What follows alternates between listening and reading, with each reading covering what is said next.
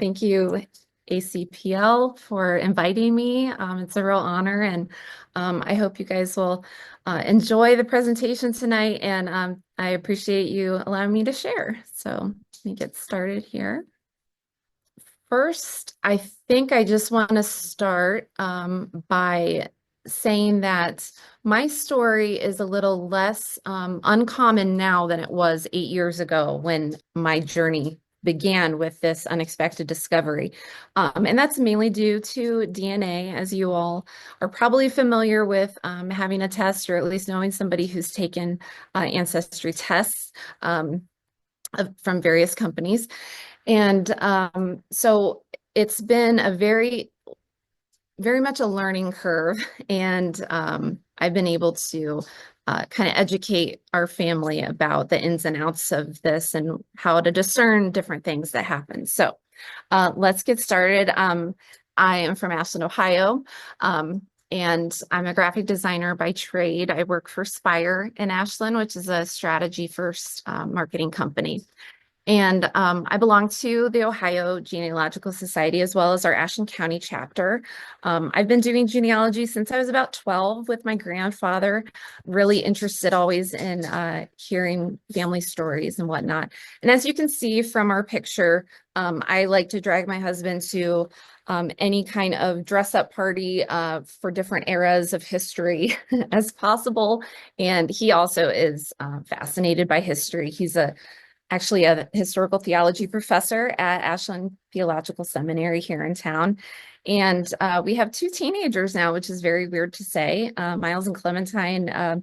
Miles is a runner and Clementine is a drummer. So we have athlete and musician. And then, of course, as was mentioned, I never intended to be an author, just a designer, but this book just kind of poured out of me, and I thought, I wonder if anybody will want to read it. And so to my amazement, a publisher picked it up and it came out last summer. So I'm very grateful for that. So I wanted to start by talking about my influencers when it comes to family history. Two main come to mind, both of my grandparents from each side of my family tree. My grandpa Scroggs, who was on my mother's side, and my grandma Borman, who is my dad's mother. And what was interesting about them, they had some similarities in their approach to family history, but also fairly different. So I kind of took a little bit from each of them as I grew up. My grandfather was very methodical. He was a draftsman and worked for shipbuilding, originally from Baltimore, Maryland. So the Chesapeake Bay area is really close to my heart, and moved to Ohio in his mid-30s to work for the American Shipbuilding Company up near Cleveland. So he had this wonderful way of making family tree charts and descendancy charts because of his perfect handwriting and using straight edges, which he would constantly get on me about, that I was a little sloppy with when I would draw things out and map things out. He always encouraged me to make clean lines. So love this man. He was a larger than life figure. He also would do genealogy, the old fashioned way by going to courthouses and libraries and sending off for records. Any distant cousin he found, he would write them letters. And so thankfully he kept a lot of that, and we get to enjoy it now. He also would film a lot rather than take pictures, which he did occasionally. His father was kind of an early adopter of home movies. And so we have lots of reels that we're trying to digitize one by one. And my grandfather had his, the huge camera with the VHS, and we're getting all those digitized one by one as well. And so they've been really a treasure in our family to have. And I know that's not always the case. People throw a lot of things away. So we're very thankful for that. Now, my grandma Borman, who I ended up writing this book about, she was more of a haphazard collector. Some people make say hoarder, but I just like to say collector. And it was kind of just stacks and boxes and things. She was a crafty lady. She loved to crochet, make scrapbooks, and she was a seamstress. So she did a lot of hemming and sewing. I have this sign that I found of hers here, alterations and mending. And so she was Evelyn Bowers. She was always taking pictures.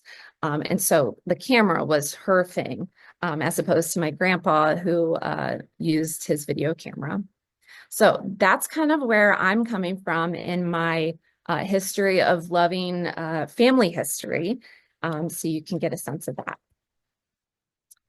So here you'll see my grandmother. And just to warn you, all these slides have lots of things on them. And so I will apologize, but not apologize for that. I have lots of things to share with you tonight.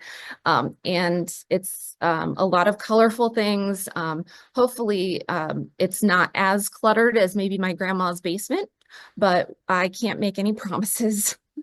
In 2006, I did my senior art show at Ashland University, and it was really a lot about inspiration of her life. She had a great childhood, but after she had gotten married, late 40s, early 50s, she kind of came into some hardship with just relationships, abusive men in her life. And but through all of that, she was really a survivor and a wonderful mother and grandmother. And so I did this series of paintings about her. This one in particular behind us on the wall is called Silenced. And there are some other ones called Healing, Her Story, Shut Down and Year After Year. And so um, I, I was very aware that when looking back on this time, it almost seemed like there was something there I was still trying to discover, even though she was very always forthcoming with me about family history. And so when she passed away 3 years after this picture was taken, it would take another 8 years for us to realize there was even a secret to uncover. And so my big question for all of us is to let them be or not let them be when it comes to family secrets. And I bet your family has mixed reviews on that. Some people say, let it be, just don't go there. And other people are the more curious type, which I imagine many of you who are genealogists are that curious type like I am. Um, so to start first, I want to talk about what I already knew or what I knew to be true. And I knew that my dad had three siblings. He was the third of them. And you can see here by their color codedness who is who. We have Linda and Jim, my dad, and Frank. And we kind of didn't know a lot about our surname Lawrentz, because of the dysfunction and the estrangement from his my grandmother's husband, their paternal father, Philip. And since they divorced when my dad was about 6, we only knew my step grandpa to be our grandpa, and my dad considered him his dad. And so that was that. As time went on, they never shied away from answering any of my questions. And in fact, they, like I said, were very forthcoming with things that had happened. But we just didn't know a lot about where Phil Lawrentz had come from. And so from around high school time up through college, I did a lot of digging and was able to make a lot of wonderful connections with Lawrentz's I found on message boards, and just really trying to dig in to see what I could find. Because ultimately, even though the person we knew as his father wasn't the best guy, there's got to be things beyond him that I wanted to kind of redeem for our family. Um, and so that is where I started.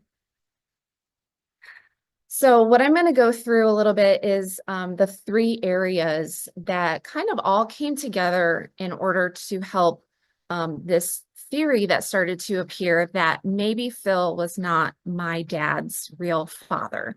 And this is something I kept to myself for a few months until I had more concrete evidence.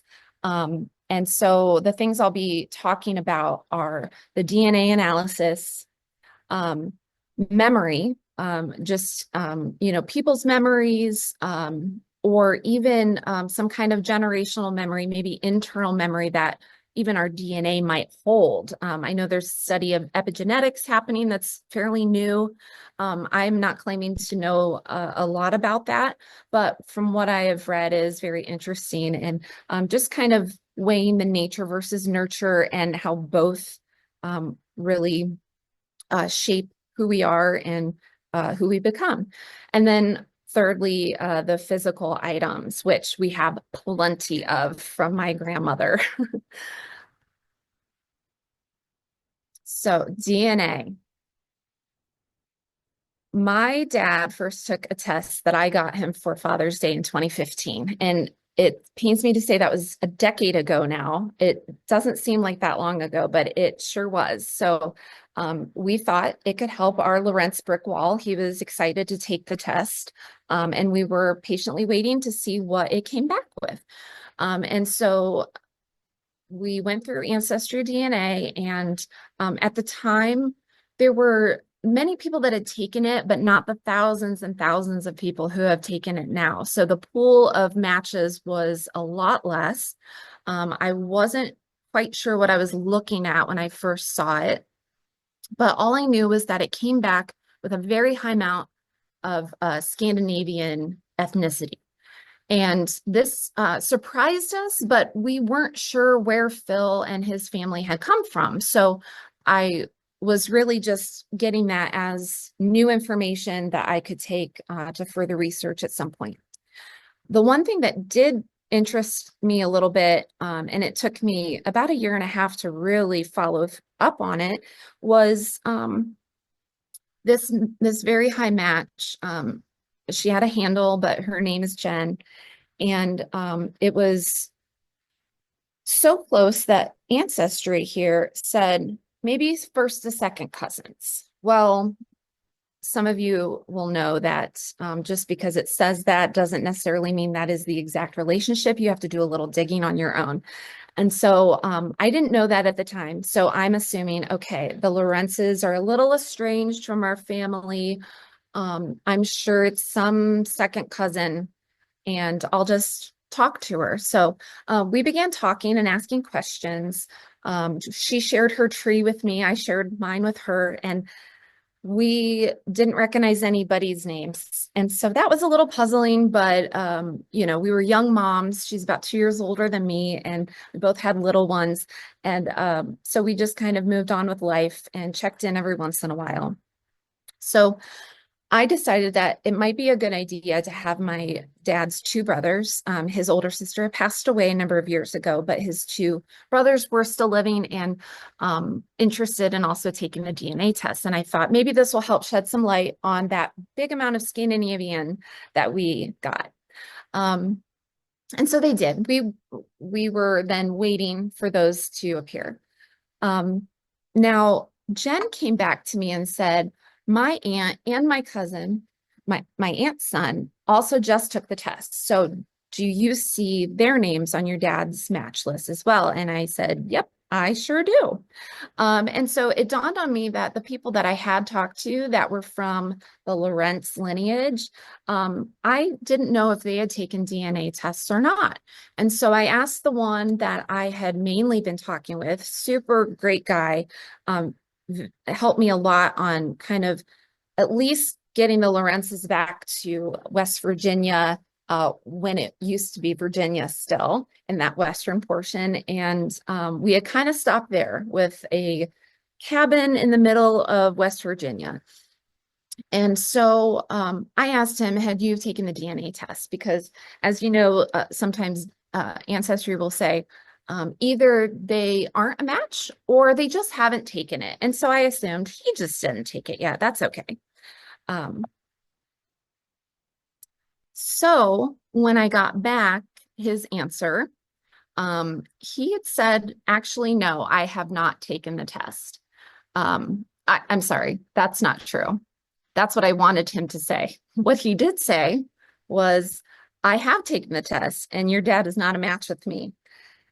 And so I just let that sit there for a minute as I was trying to decipher what on earth this CM thing meant. Excuse this error. I got Jen's wrong. It's supposed to be 780. But a lot of you, I'm sure, are familiar with Blaine Bettinger's work with this shared CM project, Center Morgan project. And so this chart was very helpful for me. I love using DNA Painter to plug in those numbers and just give me a range of what I might be dealing with. And so when I ended up looking at this woman, Aunt Susie, her amount was a half sibling. And I thought, okay, there's something going on here, but I'm sure that since Phil was a little questionable, he may have other children out there. Okay, let's see what we're dealing with. So I had that to go off of with DNA, and that can prove a lot, but it can only prove so much when you don't have the full story. And so what I wanted to do was see if there were other things I could learn by researching a little bit more, asking this Jen more questions about where her family came from and answering her questions that she had for me. And so she offered up a lot of great information, one being that they are from Sweden. And so then that little voice in your mind says, Scandinavian, almost half. Sweden, if I know my geography well enough, I know that Sweden is part of Scandinavia. So we're in a lot of trouble here. And that they had 7 daughters. So this man over here that I have up here above the ship is who I know now to be my great grandfather. And he came over on the sister ship of the Titanic, the RMS Olympic, in 1914. And his name is Carl Ekstrom. They used to be Johansons. And if you know anything about Scandinavian names, they used to have am I pronouncing this right? Patromic or paternal kind of system. And they decided everybody is Johansons. You have to stop, pick a different name. And so they picked Oakstream, which is Ekstrom. So he came over with a few other brothers, but he was the only one, I believe, that settled in Ohio after being in Chicago and Davenport, Iowa for a number of years. He found work in Mansfield, Ohio, which is right down the road from where my town is in Ashland. And that's where he settled from the 1930s on. So here, Jen had shared a picture of the Swedish family with me, and pointing to the green, this little guy here is Carl, who ended up coming over on the Olympic. And as you can see, he married Helen. They had 3 children, and one of them was Leon, who we anticipated being my dad's actual biological father. His wife, Wilma, they had 7 girls. So the other thing with memory is it's not always just what people remember doing or being, but it's that gathering of information on both sides. So getting pictures from Jen and me providing pictures from us, she's saying, wow, there's a lot of redhead stuff going on here from my side and your side, obviously. And I think our families look a lot alike. Check this out. And so I started doing all these comparison pictures, which is fairly fun to do. And in it of itself, you could say all day long, oh, they definitely look alike. They definitely look alike. But when you pair that with knowing you are a DNA match somehow, it becomes a lot more real. And so I have my dad in 2 different pictures here. One next to his biological father, Leon, as an older man, and just kind of their expressions are very similar to me. And then Leon's mother, who would be my dad's grandmother, biological grandmother, and just kind of their expression. Now, the first thing that made my jaw drop was when I was looking, the Ohio State Genealogical Society has a wonderful yearbook collection. And I found a yearbook for one of the daughters, Sylvia. And I thought to myself, I've seen a picture of my dad that looks just like it. So put a wig on my dad, and it's Sylvia. So that was really shocking. And kind of proved a lot of things.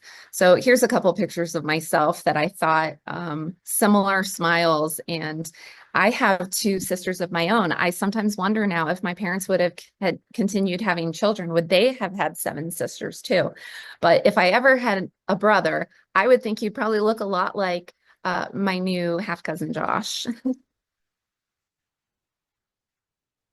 And Jen was great about sharing pictures of the full family. You see here the 7 sisters together with their mother. And this is probably from the 1980s, early 90s, picture of the Lawrentz family, my grandma and my step grandfather, Pete. And then my Uncle Jim, Uncle Frank, my very tall dad. We just thought he was tall and different, but he was the Viking of the group, and my Aunt Linda. So we know we're definitely related, but then the big question is how? How do we put this story together on how they met? Is it important? Do we need to know? Do we want to know? All those things came across our mind. But I realized that my grandma, even though she had passed away, her best friend was still alive and well in town. And so I called her up and we had quite a few visits over donuts and coffee and tea, and she was just delightful. She did not remember the Ekstrom family, but she did shed a lot of light on that era. They knew each other since the 40s and had been friends through that whole time. And so she was able to really make some of those situations that my grandma found herself in kind of bring more humanity to it and bring some understanding to what she may have been dealing with. Just a wonderful, wonderful lady. She ended up passing away last year, but I'm very honored to say that she got to read the book before she passed away, and just a lovely person. I'm friends with her granddaughter, and so we think that that makes our grandmas very happy.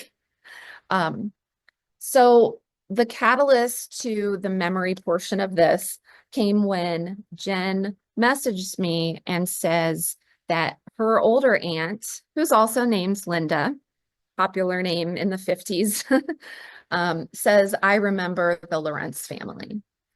And so we would later find this image that was in my own basement of my grandmother's, of both Lindas playing on the porch in the Ashland house that the Lawrentzes lived in, that my dad, when he was born, lived in.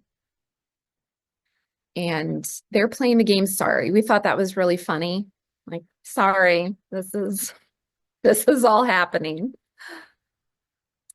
I like to consider this picture comparison as parallel universes, or maybe the Twilight Zone of genealogy research, because when I first saw the picture on the right, the black and white, around 1955, I'm guessing, this is Leon with his first 3 daughters. And from the outside working in, you have the oldest, the third, which is the youngest at the time, the father, and the middle daughter. And I thought this is similar to a picture I've seen before. And of course, I've been through all the family pictures. I've been trying to scan them for years and years. And, some of these projects will just never be over, as many of you can relate. But this was from 1996, and it was of outside working in, the oldest, myself, the youngest, my sister Elizabeth, who I think is on here right now. Hi, Elizabeth. Our dad and our middle sister. And I found it so intriguing that both were squinting in the sun. We're outside, the way their hands are around the middle girl, and we're all about the same height. So I found it very odd, and it got me thinking about more generational memory and just how things that we don't know that maybe we already know could be happening, and what does that mean?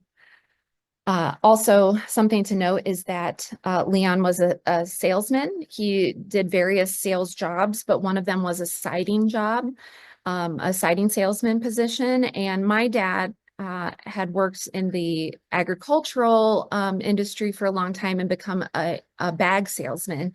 So, those really large 2-ton bulk bags that get shipped all over the world. He was involved in that industry. And so both salesmen, we thought that was interesting too. He actually worked in the same town that Leon had lived in. And we learned that Leon and my dad's boss at the time were actually high school students together in the same school. And so we had kind of wondered maybe if we could ask him. He's passed away now, my dad's former boss, but I wonder if he ever thought, hey, Mike kind of looks like a guy I went to school with. Okay, we're on to physical items now. So again, my grandma collected a lot of things. And so after this started revealing itself, I thought, I wonder if she kept anything that would allow us to know more, or maybe she kept stuff that has them in it or their names on it. I couldn't imagine that was the case, because this would be something you would think that you would want to maybe cover up.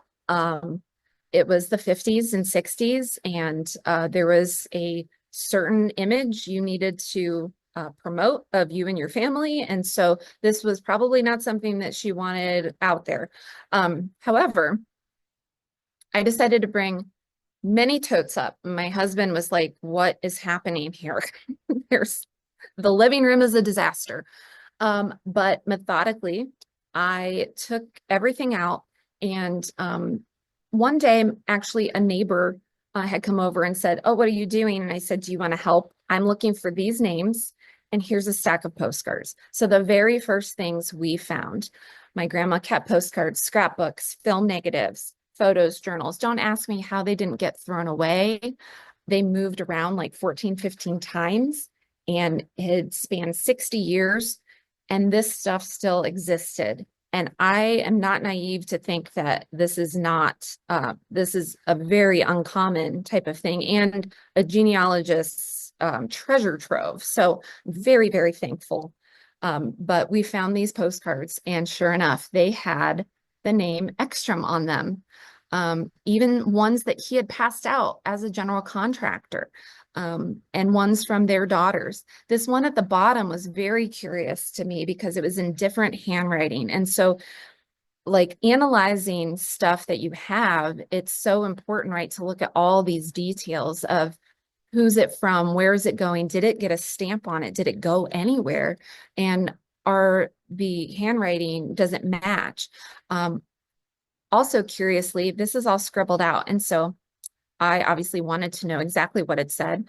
And so when I looked and I thought maybe it's my grandma's handwriting, I looked at a marriage record of her and Phil's that I found online and compared the handwriting. Well, the loops in it, it was so obvious. It was Phil's handwriting, and he was addressing it to Mr. and Mrs. Ekstrom.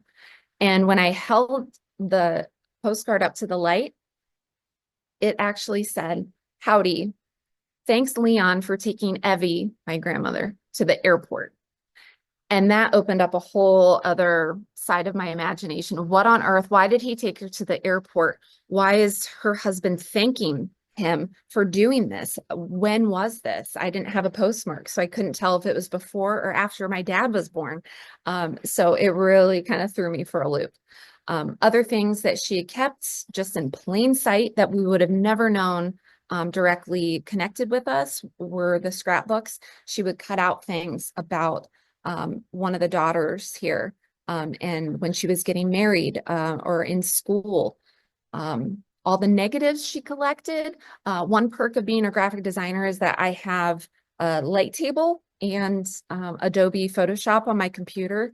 And so I decided I would take all these hundreds, I think they were into thousands of negatives, and take pictures of them on the light box, upload them to my computer, and then invert them so I could see what was on them. It was a cheap way for me to just get a sense of what these were. And if I had seen those photos before, which many I had prints of, but there were so many gems that I had never seen in my life.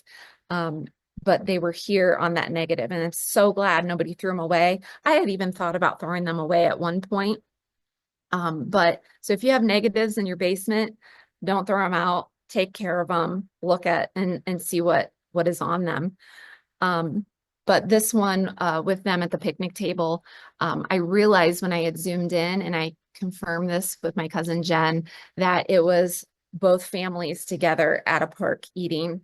My Uncle Jim's there, a couple of the Ekstrom daughters are there, Leon and his wife Wilma are there, Phil Lawrentz is there, and I'm assuming my grandmother is taking the photo. This other photo over here, we ended up finding prints of them, but at the start, it was the negatives. And I recognized this boy, but I did not recognize this little girl. And same with here, this is a year later. And I realized that this is the youngest Ekstrom daughter, who is really my dad's half sister. And so they had already met, and I just welled up with tears. And talking with Jen about this, it was just amazing that she was able to confirm that was her aunt, our Aunt Karen. And it was just a really emotional time to see that they had already met, and what that meant for us. So the other thing I'll just leave here to let you wrap your mind around is that my dad was born in December of 1959. On the 18th, and his little sister here was born on December 19th, one day after, in 1959 as well. So always a twist. Some more things we found, these gems. Let's start in the middle here. This is actually from a scrapbook made by Leon's wife, Wilma, the daughter's mother. And you can see two of the girls here, and it's cut out to fit in the album. But negatives that I found that my grandmother kept had these full pictures. And I noticed right away that there's a nice little gap here where you can just cut out the little boy who is right next to those two little girls. And so I'm thinking my dad was probably on this side or that side of them. And whether or not she cut him out because she wanted to forget some of that past, or that it just didn't fit, I don't know. But they were not just neighbor friends or whatever that, like, I would think of if I had not known what I knew from DNA and the memory of one of Jen's aunts, one of my aunts. This one down here is of Leon, and is the first picture that I had found where my dad is in the same picture as his biological father. Again, another heart stopper for me. And this little girl is his little sister, Leon's other daughter, Karen. And my dad, you'd have to zoom in a little bit, but he is looking straight up at his real father. It is very strange and bizarre. Last one on this page, you'll see that the whole sighting salesman thing, right? In order to kind of put that timeline together, I was like, okay, when did they get sighting? I'm not going to find a receipt. I mean, at least I wouldn't think I would. But here I found a picture that is of my Uncle Jim. And he's just a little boy, but on their porch, and it is wide open. It's just the rungs of the porch, November of 58. And then in March of 59, it looks like there's been some work done, some siding that's been installed. There's a few other pictures of the house. If you were to get new siding now, you might want to go out and take a new picture of your place to show people and say, look, we just got this work done. And so that's what my grandma had done. And I did the math, and March to December, you know. Other things that I had to go out and search for that my grandma didn't necessarily have, cemetery plots. She did not collect those, unfortunately. So I had to go find those. And one was in, basically my own backyard that I could go visit my great grandparents who were buried here. Of course, I drag my kids along. They're used to coming to cemeteries with me and get to just kind of introduce myself. I'm your great granddaughter, and you never met me, but I'm super interested in your lives. So that was a nice trip. Kind of one of those um, where you get some closure of some kind from that. Newspapers, obviously, this whole list of things, a lot of you are very familiar with researching to try to find answers. And one of the things that I found a lot in has been newspapers. Something that came up was the oldest daughter got married, and sure enough, the usher in that wedding ceremony, Phil Lawrentz. And so Jen and I just kept thinking, wow, they're closer than we even thought. Like they were family friends. And very interesting. So my grandma's best friend, we just see her. I added this later on. It's not really something I found outside. My grandma kept it, but this is her best friend. And this is Leon's wife, Wilma, the girl's mother, and my Uncle Jim. And so I know that all three of those women and their kids got together at least once and swam in the summer or did something together. This is in June of 1959. So a few months before my dad and his sister Karen were born. And so I totally believe my grandma's friend when she said she didn't remember them. It's a blip in time, and she was 92 when I asked her. But here we have proof that they all did connect at some point. So I talked about DNA, talked about memories, talked about physical items, and it was like I had to use all of the things and all of my senses to bring this whole story together, so that I could kind of present it to my family as something that was true and well thought through. Now, I did reveal this to my dad long before I found some of the things because I couldn't keep it to myself any longer. I wasn't getting sleep. I couldn't look him in the eye. I don't know if you've ever been in a situation like that, but it's very jarring. And you kind of think, am I going to blow our family up? Should I just not say anything? Will I regret it if I don't say anything? And so I wrestled with that a lot. And that's a lot of what I share in my book, is kind of just this discovery process and what I'm feeling in the moment and what decisions I make and why. And so I like to bring the reader along with me on this crazy journey that, believe it or not, still has more twists and turns that I didn't even get into in this presentation. So, okay, so telling the truth. Once it's all kind of like, okay, this is the situation. This was actually a different landscape of family history than I had known before. And meeting my cousin Jen, we just became super close. We're not only cousins, half cousins technically, but we're friends. And so we're really excited to just continue to now grow up together, even though we're in our 40s. I got to meet my Aunt Susie, and all of the aunts. There's just two missing here. One has since passed away, and the other one was living out of state at the time, and now she is back. And so it's just been a joy to get to know all of them. Here is my dad with his little sister. They're kind of recreating their photo from prior, and I have been blown away at their graciousness and welcoming. I mean, they were all just their family doing their thing. And we were the ones that they didn't know about. We obviously didn't know about them, but we would have never come along if their father hadn't has sold siding to my family, my grandma's family. So it's a little humbling when you're thinking, oh, wow, we are related to Charlemagne. We are related to so-and-so. And we came along from siding salesman. But really good things happen even in hard or difficult circumstances.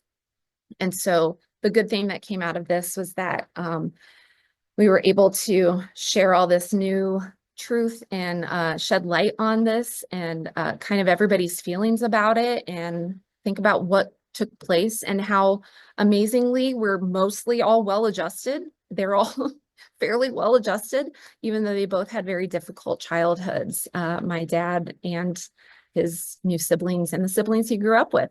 Speaking of, I didn't get into it too much, but my uncle's tests came back. And I don't know if I already said this or not, but my older uncle matched Lawrentz. My younger uncle did not match either. I think I did go over that. But I did get to go along with him to meet his first cousin for the first time and a few of his sisters.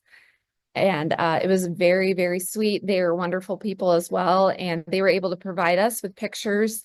Gosh, the uncanny resemblance of my uncle with his biological father, just crazy. And so, speculating, okay, how did they meet? What were the circumstances? Well, remember, my grandma is a seamstress, and they provided this business card, salesman of dressmaker sewing machines. So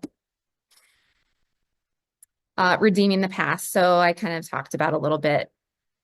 We have been able to, they've graciously invited us to lots of family gatherings over the last 8 years.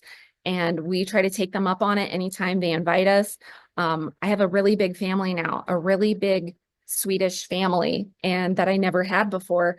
I kind of came from a smaller family. And so it's been very overwhelming, but also very rewarding. And so I would just say if there's any hesitation about revealing something that is maybe a little unsavory or you're not sure, timing is, very important. And we had, I don't want to say the advantage, but people who would maybe have more hard feelings about it have passed away. And so we were able to kind of see it for what it was and just embrace it. In the fall of 2019, great timing before the pandemic started, we got in this wonderful meeting. We got to meet our cousin Kai, who is from Sweden. His mother never left Sweden like our great grandfather did. And so they stayed there. And he came over with his daughter, Anna. And we got to go through the steamer trunk that our great grandfather Carl came over with on the Olympic. And he would read us postcards that shared about different Swedish relatives, and he was able to translate that for us. So it was a delight to meet with him and go through all those things. And then my dad turned 60, and we had a surprise birthday party. And this is where all the families kind of collided. 3 of the 6 living Ekstrom sisters got to attend, and my sister Elizabeth, my sister Samantha, and myself with my Uncle Frank, our father, and our Uncle Jim, and they all got to meet each other, and it was just a really, really cool thing to witness. So just to give you a little bit of what's recently been happening with me, I got the privilege to speak with the executive director at the Ohio Genealogical Society on the Ohio Roots podcast. I had a lot of fun doing that. And then I also got a super cool surprise that just blew me away of Lisa Louise Cook reaching out to me and saying that she had mentioned my book in her Lisa's Picks column in this March-April issue of Family Tree magazine. So I was very thrilled about that. And so thank you so much. You can learn more about me on my website, and I hope that this has been interesting for you or encouraging that you can keep searching and you never know what you're going to find. And even the most, maybe mundane kind of lives can have a lot of impact and a lot of stories that are untold. So thank you all for listening. Thank you, Allison. Oh my goodness. Not only are you a very excellent graphic artist and a very excellent researcher, but you're also a really excellent storyteller. So thank you so much for that. it seemed like you were only talking for like maybe 5 to 7 minutes. Oh, good. I'm glad. It's really wonderful. There's a lot of thank yous coming in to the chat. There are very few questions in the Q&A. I think people were just really fascinated with your story. But a general question, if I might, and certainly you can take this in any direction you want to, when you first told your father, eh, was the reaction puzzlement? Was the reaction like, I want to see some documentation? Or was the reaction, yeah, I kind of knew that all along? Yeah, that's a great question. I wasn't sure what to expect. I kind of had this little girl feeling that I might get in trouble for doing something I shouldn't have, looked into. But I also knew that my dad was always so encouraging about family history research, and he and I have always been close. And so I kind of set it in place where I brought his favorite bottle of beer and set it in front of him, and he said, "Oh boy, what's happening?" And I said, "Okay, so hear me out." Yeah. And I kind of just gave him the facts, and he sat there silently for a minute, and he said, "Wow, I can kind of let go of Phil, who he thought was his biological father, and all the turmoil he had caused. He kind of felt like it was this weight off of his shoulders, and he didn't know what else he was getting into, but he was kind of, I was so happy and pleased that he was taking it as a new chapter, something he could learn from, and he kind of got the sense of, you know what, at my age, nothing surprises me anymore, and I'm going to laugh at it and embrace it. So I was very thankful that that was the reaction. Thank you. Thank you for sharing that. So there is a question that popped up in the chat, and um, did this inspire other family members to become more interested in their family stories and their family histories, no matter what direction those Yeah, stories I went? don't want to take credit for all of that, but I do think since we started discussing it more and Yeah, just it kind of seemed like, you know what, if we can talk about all this, we can talk more about anything.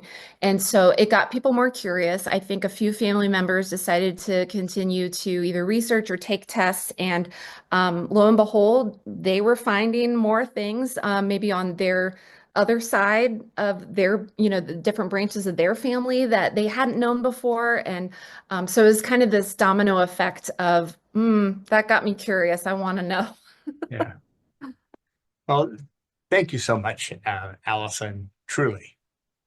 Thank you. Really great professional artist, really great researcher, and what a wonderful storyteller. And in the chat, there's a lot of thank yous, people saying it's inspiring, and it really is a neat story. I particularly liked the three images that you had both at the beginning of your presentation and toward the end, the DNA, the memory, the physical items. I think that just the way you put that together and mentioned it, I think a lot of us will say, yeah, yeah, that makes sense. Yeah. Have I done that myself? So thank you again for your time this evening and for joining us here for our Thursday evening program. Absolutely. Thank you so much for allowing me to share. Absolutely. Just want to remind our audience, our viewers this evening that we do have all the previous virtual programs all up to date on our YouTube channel. So if you wanted to check those out, just amazing that um, you joined us this evening, Allison. So thank you again, and thank all of you, and enjoy the stories that are in our families. Have a good evening. Bye.